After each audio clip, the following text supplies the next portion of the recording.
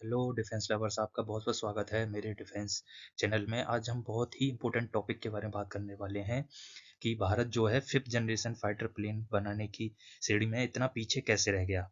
तो मेरे साथ बने रहिए, मेरे चैनल को सब्सक्राइब करें, वीडियो को लाइक एंड शेयर करें अपने दोस्तों के साथ। तो चलिए आगे बढ़ते हैं।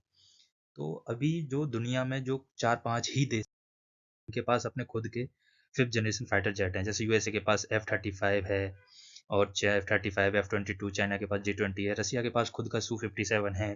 और यहाँ तक कि खान जो तुर्की का fighter 5th generation fighter plane है, वो तुर्की के पास है, जो इंडिया के अकॉर्डिंग देखा जाए जीडीपी में और आर्मी में भी काफ़ी पीछे है। ठीक है। और अभी भी इंडिया बहुत पीछे चल रहा है। ठीक है। तो आगे अब बात करते हैं कि 5th जनरेशन जो फाइटर प्लेन होते हैं, वो बेसिकली उनकी खासियतें क्या होती हैं। तो सबसे पहले जो इनकी खासियत होती है, ये स्टील टेक्नोलॉजी पे बने होते हैं। रडार से बचने की इनकी कैपेबिलिटी होती है। सुपरसोनिक स्पीड से उड़ सकते हैं without after burner. After burner मतलब इंजन को फुल कैपेसिटी से चलाने के बाद, ना चलाते हुए भी। और एडवांस सेंसर होते हैं, एआई बेस्ड एवियोनिक्स होते हैं। और ये आपने वीडियो में भी देखा भी। ये जैसे इनका सबसे मेन जो फीचर है कि इनके जो वेपन होते हैं वो इनके अंदर ही होते हैं। तो इसकी वजह से क्या होता है कि इनका रडार सिग्नेचर जो होता है, जो रडार सिग्नेचर होता है, वो बहुत ही कम हो जाता है। ये आप देख रहे होंगे यहाँ पर, ये आपका J-20 है, ये आपका F-35 है, ये Su-57 है, ये F-22 रैप्टर है। मतलब इनके अंदर ही इनका हथियार होता है, जिससे कि इनकी जो स्टील टेक्नोलॉजी है वो और बढ़ जाती है, जो अभी के करंट के जो भी आपके सर्विस में all over the world fighter plane है।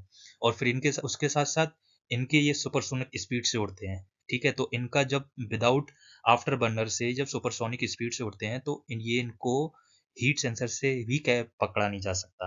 और लो जो ऑब्जर्वर रडार सिग्नेचर हो जाता है, इसकी वजह से, किसकी वजह से, जो इनके ये अंदर ही जो वेपन होते हैं। ठीक है।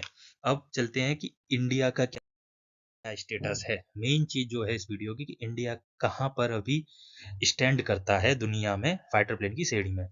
तो अभी जो इंडिया के पास है, वो जो इंडिया ऑपरेट करता है, वो अभी आपके पास Su-30 MKI, राफेल और तेजस, जो इंडियंस बनाया हुआ तेजस है। ठीक है। उसके बाद अब वर्ल्ड में, हम वर्ल्ड से कंपेयर करें तो यूएस का F-35 है, चाइना का J-20 है, रसिया का Su-57 है, तुर्की का खान है। तो इंडिया जो है, इंडिया को अभी और इसमें अपने आप को, मतलब अपनी R&D करनी पड़ेगी, जिससे कि हम जो वर्ल्ड के जो टॉप कंट्रीज हैं उनके साथ मीट कर पाए 5th जनरेशन की फाइटर प्लेन की श्रेणी में। ठीक है।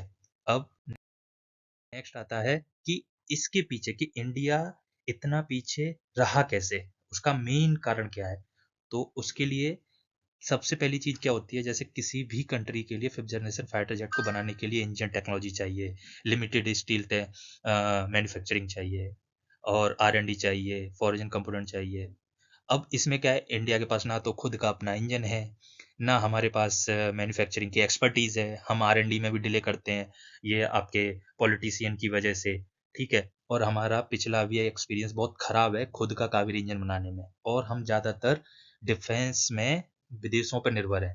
तो जैसे कि आप देख पा रहे हो कि अभी भी हम तेजस, जो हम इंडिनियस बोलते हैं, वो इंडिनियस है ही नहीं। क्योंकि उसमें जो मेन कंपोनेंट होता है किसी फाइटर प्लेन के लिए, वो होता है आपका इंजन, जो कि हम GE-414 यूएसए से लेते हैं। ठीक है। अब आपको एक बहुत ही, मतलब इम्पोर्टेंट फैक्ट बताना चाहूंगा कि हमने अपने ये जो फाइटर प्लेन है, इस पे अभी तक हमने 1700 करोड़ रुपए देते हैं, पर ईयर दिए हैं हमने R&D के लिए। और वहीं महाराष्ट्र और मध्य प्रदेश की सरकार एक योजना चलाती है, लाडली बहन योजना, जिसमें हमने वहां पर 58,000 करोड़ रुपए, मतलब गाइस आप समझ सकते हो, 1700 करोड़ और एक 58,000 करोड़ रुपए दिए हैं हमने। मतलब आप सोच सकते हो इंडिया की ब्यूरोक्रेसी इतनी फेलियर में जा रही है कि वो ध्यान ही नहीं देती है जो देश के लिए बहुत ज़रूरी चीज़ें। तो हमें इस पे काम करना पड़ेगा अपनी अप्रूवल्स में, फंडिंग्स में। सबसे बड़ी दिक्कत होती है कि एक फाइल हमारी यहाँ से गई तो दूसरी जगह अटक जाती है। तो ये बहुत ही बड़ा फेलियर है, अगर आप इसको फेलियर ही कहेंगे, अगर हम इतना पीछे हैं। हम इस समय, भारत जो है सबसे बड़ी तेजी से बढ़ती हुई अर्थव्यवस्था है, लेकिन हम कई चीज़ों में बहुत पीछे हैं, तो उसमें बहुत काम करना बाकी है। ठीक है। अब आगे चलते हैं। तो आगे अब हम क्या कर सकते हैं। ठीक है। तो आपको पता होगा कि इंडिया एक एमका पे काम कर रहा है, एडवांस मीडियम कॉम्बैक्ट एयरक्राफ्ट। ये क्या है कि ये इंडिया का 5th जनरेशन एयरक्राफ्ट है, जिसका अभी हम प्रोटोटाइप बना रहे हैं। तो मैं उसी के लिए बोल रहा था कि इसमें तो एटलीस्ट कम से कम पॉलिटिक्स ना हो। और जब हम मतलब सिर्फ मैंने 2 स्टेट की बात बताई कि 58,000 करोड़ रुपए हमने R&D में और उसमें दे दिए, लेकिन हम अपनी एमका के इंजन के लिए और एमका के R&D के लिए सिर्फ हमने 1700 करोड़ रुपए दिए। तो दिस इज नॉट फेयर।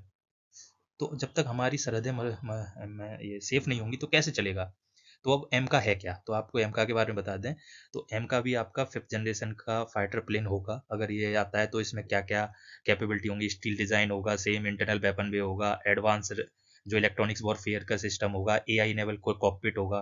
और उसके बाद इसमें मतलब ये और इसका जो इलेक्ट्रॉनिक्स वॉरफेयर है वो काफ़ी एडवांस होगा, क्योंकि हम फिर जो दूसरे देश बना चुके हैं हम उनसे सीख रहे हैं।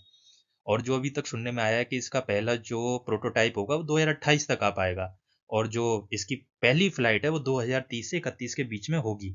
अगर सब कुछ इसमें एक इफ है कि अगर सब कुछ अच्छा होता है, ठीक है, तो हमको ये देखना पड़ेगा हमारे जो भी ब्यूरोक्रेसीज हैं कि उनको इस चीज़ पे ज़्यादा ध्यान देना होगा, ठीक है, क्योंकि ये आपकी डिफेंस को मजबूत करने वाली चीज़ नहीं है, ये आपकी एक इमेज को भी वर्ल्ड लेवल पे अलग तरीके से प्रेजेंट करती है, ठीक है। अब हम कर क्या सकते हैं? ठीक है, इसका अब कंक्लूजन क्या है? तो कंक्लूजन ये है कि हमारा अगर एम का अच्छे से चलता है और जो भी उसकी चीज़ें की रिक्वायरमेंट्स हैं, अगर वो पूरी तरीके से फिट होती हैं, तो हम 2030 तक निश्चित ही डेफिनेटली ये बोल सकते हैं कि हम 2030 तक फिफ्थ क्लब की श्रेणी में आ जाएंगे।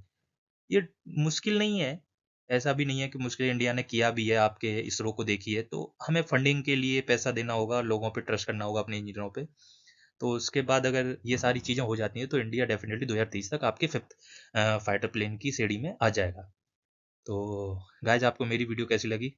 प्लीज़ कमेंट में बताएं और मेरे चैनल को लाइक करें, सब्सक्राइब करें और दोस्तों के साथ शेयर करें।